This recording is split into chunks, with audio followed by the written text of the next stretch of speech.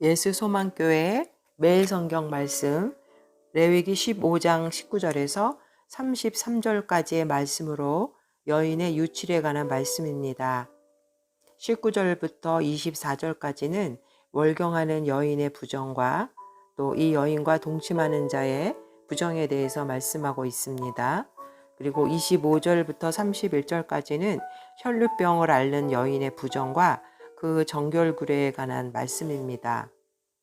19절부터 24절 어떤 여인이 유출을 하되 그의 몸에 그의 유출이 피이면 이래 동안 불결하니 그를 만지는 자마다 저녁까지 부정할 것이요 그가 불결할 동안에는 그가 누웠던 자리도 다 부정하며 그가 앉았던 자리도 다 부정한즉 그의 침상을 만지는 자는 다 그의 옷을 빨고 물로 몸을 씻을 것이요 저녁까지 부정할 것이며 그가 앉은 자리를 만지는 자도 다 그들의 옷을 빨고 물로 몸을 씻을 것이며 저녁까지 부정할 것이며 그의 침상 위에나 그가 앉은 자리 위에 있는 것을 만지는 모든 자도 저녁까지 부정할 것이며 누구든지 이 여인과 동침하여 그의 불결함에 전염되면 이래 동안 부정할 것이라.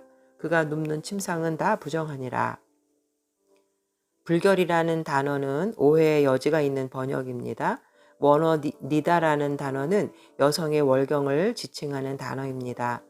고대 사회에서는 여성의 월경 자체를 부정하게 보는 경우가 많았지만 이스라엘 백성에게는 남성의 일반적인 유출과 동일하게 이 월경이 생명을 엄중히 여기는 차원에서 부정으로 규정되는 것입니다.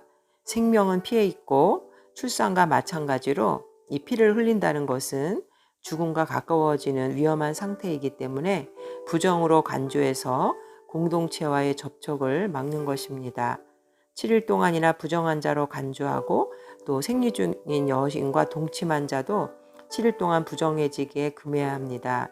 하지만 어떤 제사도 요구받지 않고 다만 몸을 씻고 옷을 빨기만 하면 됩니다. 피부병과는 달리 격리되지 않으므로 가족과 일상적인 생활을 하고 그 기간 동안 쉼을 보장받습니다.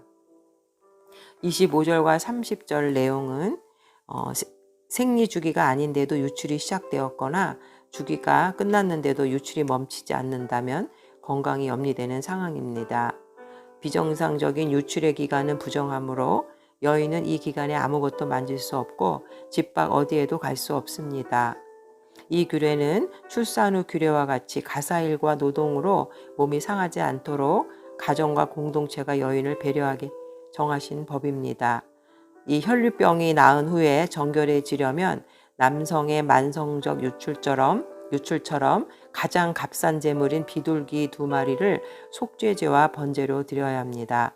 예수님은 혈루증을 앓는 여인의 고통을 외면하지 않으시고 여인과 접촉하심으로 그 병을 고쳤습니다.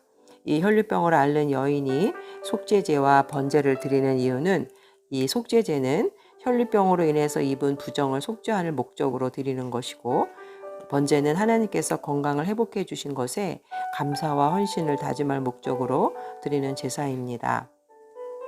31절과 33절의 내용 유출 규례의 목적에 대한 내용인데 너희는 이와 같이 이스라엘 자손이 그들의 부정에서 떠나게 하여 그들 가운데 있는 내 성막을 그들이 더럽히고 그들이 부정한 중에서 죽지 않도록 할지니라. 이는 이제 앞에서 말한 그 모든 내용들이 온갖 종류의 부정함으로 구별되어 성결한 생활을 하라는 뜻입니다. 32절에 보면 이 규례는 유출병이 있는 자와 설정함으로 부정하게 된 자와 불결기에 앓는 여인과 유출병이 있는 남녀와 그리고 불결한 여인과 동침한 자에 대한 것이니라. 31절과 33절의 내용 모든 유출에 대한 규례는 하나님의 거룩한 성막을 보호하고 백성이 정결한 삶을 살게 하기 위해서 그 목적으로 제정된 것입니다. 피의 유출을 부정하다고 하신 것은 그 피의 유출에 죽음의 요소가 포함되어 있기 때문입니다. 남자나 여자가 몸의 유출로 인해 부정해질 때 잠시 거룩한 성막에 들어갈 수는 없겠지만 부정의 기간이 끝나고 정결을 회복하면 그들은 죽음에서 생명으로 옮겨진 하나님의 백성임을 다시 확인하게 될 것입니다. 하나님의 긍휼과 사랑이 유출로 부정해진 자들에게도 끊이지 않고 임했던 것처럼 하나님께서는 나와 공동체를 날마다 생명으로 인도해 가고 있음을 우리는 잊지 말아야 하겠습니다. 오늘날 우리가 살고 있는 이 세상은 점점 도덕적으로 성적으로 문란해지고 있습니다. 이러한 악한 세상의 풍조에 물들지 않고 하나님의 자녀로 거룩하고 성결한 삶을 살아가야 되겠습니다. 하나님께서는 우리의 몸과 마음이 부패하고 더러워져서 그 생명이 끊쳐져야 함에도 불구하고 그 부정함을 씻어주기 위해 십자가에서 죽으셨습니다. 우리가 보고 있는 이 레위기 전반에 나타나는 물과 피로 대비되어 나타나는 것은 바로 그리스도의 대속을 말하는 것입니다. 요한일서 5장 6절에 보면 이는 물과 피로 임하신 이시니 곧 예수 그리스도시니라. 물로만 아니요 물과 피로 임하셨고 증언하는 이는 성령이시니 성령은 진리니라. 하나님께서는 우리의 죄를 정결하게 씻기 위해서 십자가에서 대속해 주심으로 우리를 하나님의 거룩한 자녀로 삼아 주셨습니다. 이처럼 이 정결 예식은 우리 인간의 근본적인 생활 자세가 성결해야 함을 교훈해 주고 있습니다. 우리는 하나님의 거룩한 자녀로 에베소서 5장 8절처럼 너희가 전에는 어둠이더니 이제는 주 안에서 빛이라. 빛의 자녀들처럼 행하라는 말씀대로 거룩한 삶을 사는 자녀들이 되어야겠습니다.